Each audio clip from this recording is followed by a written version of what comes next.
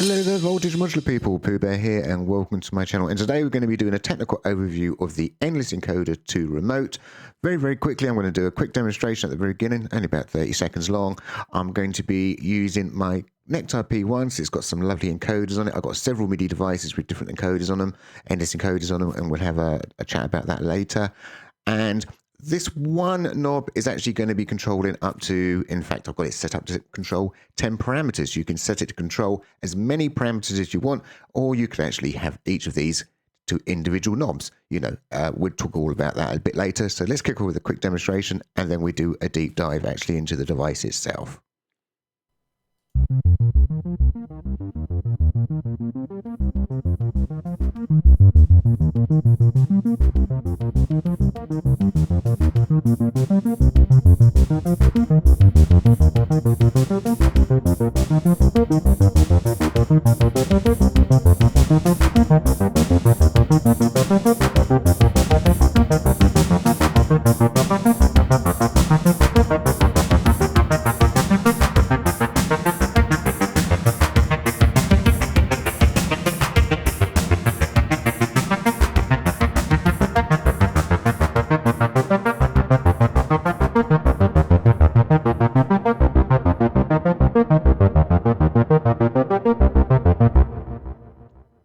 So the Endless Encoder is a very straightforward device. It's going to actually take obviously your MIDI encoders or a CC number.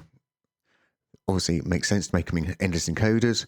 It's then going to either scale them, it's going to obviously set a min and max, it can actually reverse the signal, and then obviously we need to learn a control where we wish to actually send them to, and we've got a few other little functions about turning, scaling, on and off, and encoder mode, so we'll go over all of that.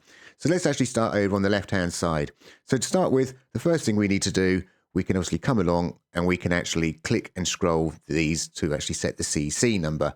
Well, you might not know the CC number, so you can just click on Learn, obviously go to Controller, give a wiggle, and it's going to actually learn the control. There's nothing stopping you clicking on multiple ones. You could also click on other instances of the Endless Encoder as well. And at the same time, obviously, you can wiggle the knob and you can obviously set the CC number in one go.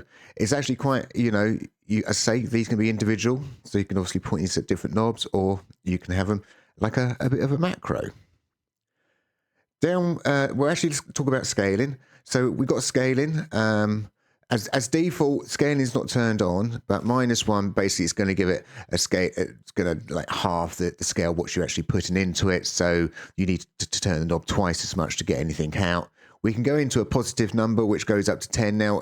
Positive numbers are just literally a multiplication. So a scaling of 10 basically means you're going to have to turn that knob 13 times, and you'd have actually done your scale from 0 to 127, because obviously 10 times 10 times that will actually be 130, so it's not quite there, but you'll have to turn it 13 times. The negative values actually are to the power of. So if you go down to the power of 10, basically you're scaling it right down to the equivalent of around about 130,000. You'd be there all week turning that knob. And this is where we have this turning the scaling on and off to actually assist us with that. So we'll have a look at that as well. So at the bottom, we have an option where, again, we can simply click on that and assign a button. So I'm going to assign that button there. This happens to be, let's move that out of the way, oops, so we can see what's going on. When I click my button in the corner, we've got on, will I go? Because this is a momentary button, so this is not going to be too handy for me. I can turn this, make this toggle. So this toggle is now going to turn this momentary button into a toggle button. So now I can obviously go off, turn it on, do my wiggling, come back and turn it off again. Obviously, on this particular keyboard, I know on 57, this is highly configurable as the P1. I can actually come along, and this next button, I've actually already made a toggle button. So I can toggle that on off if you've got a toggle button. We cannot turn a toggle button into a momentary button, but we can turn a momentary button into a toggle button. And we'll actually have a look at the scale and how that all works in a little bit later. We can actually reverse the signal coming in. So when you've got multiple controls, obviously you can have one control turning one up and another one turning something down. We can set mins and max. Now, the mins and max you don't actually set from here. You actually have to learn something, which we'll do in a second, and then we can set our min and max. So, in fact, let's come down this side and just click on Learn. You just click on Learn like you usually do. So I'm going to learn that one. Let's learn that control. So we can learn all our different controls. Now, if you look, it says DC1, DC1, DC1. So it could be get a little bit confusing of what we're talking about. Or you can actually double click on these and you can actually just, well, you can type in whatever you want really at the end of the day. So I'm going to call this one, there we go, that'll do me, DC2 amount 1. So I now know I'm talking about this one. Obviously this would make sense if I'd done something to this one as well.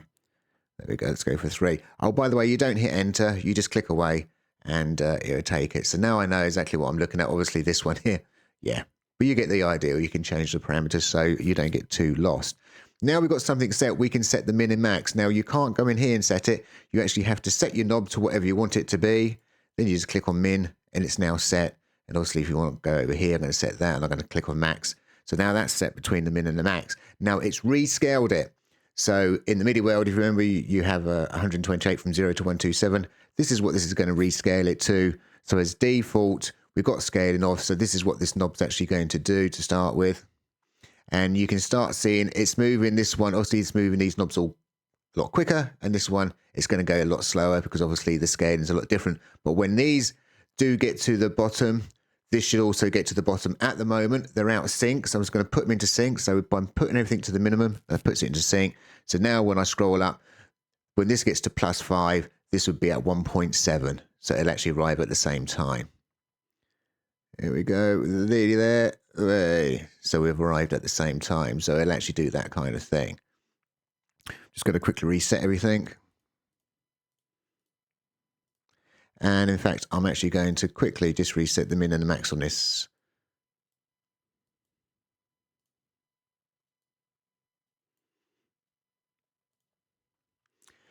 Let's actually have a look at the scaling in action. I'm going to push this one all the way up to 10. Would leave this one on scale of 1. Basically, a scale of 1 means it's not going to really do anything. It's just box standard scaling of 128. So it'd be from 0 to 127. You may notice it goes from -1 to 1. There's no 0 because obviously 0 means don't do anything at all. So I'm going to leave that on -1 when we pull this one down to -10 and you can actually see how things work.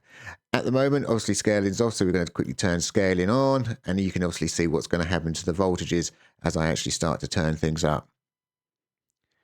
So I'm just going to turn everything up just one little notch. There we go. So box standard scaling, this is what it'd be. So for a normal MIDI keyboard, this is what you'd get. Obviously, we're scaling this one by 10. So as I said, you only have to move it like 13 times to get it from -5 to +5 volts.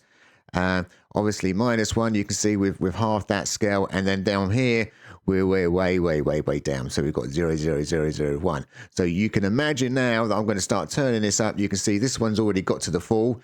This one's going up like normal. This one's going obviously a little bit slower. So it's half the amount of this time.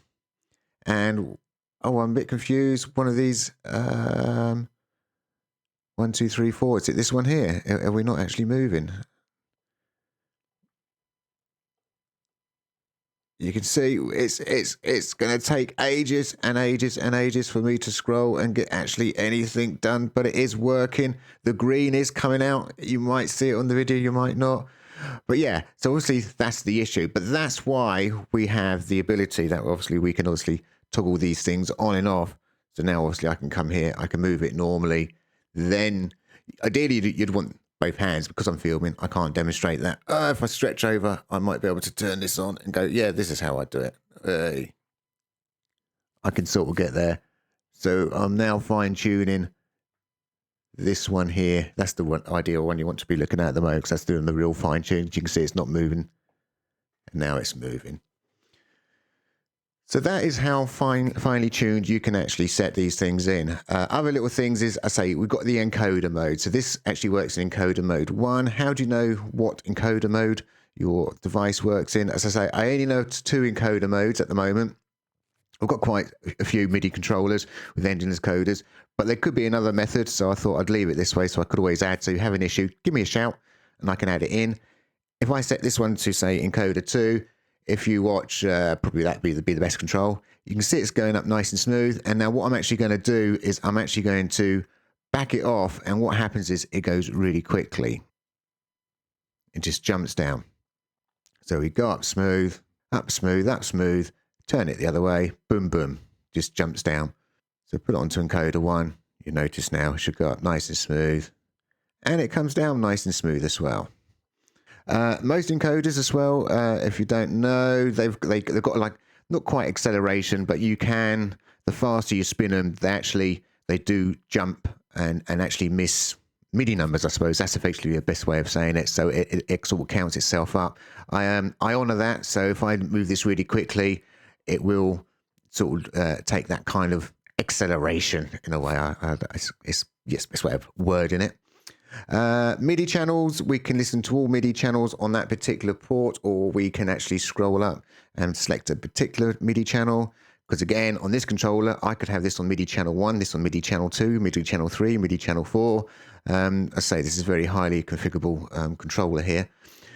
And so, yeah, so you might want to listen on certain things, especially if you're going to have multiple of encoders maybe set up doing different things. Who knows? So in a nutshell, that is really it. Only final thing, I suppose, would be the Poohbear. As normal, double click on it and you can get yourself into a dark mode for when you're working long hours into the night. So this is the Endless Encoder to Remote. Go and have loads of fun. Thank you for watching and bye for now.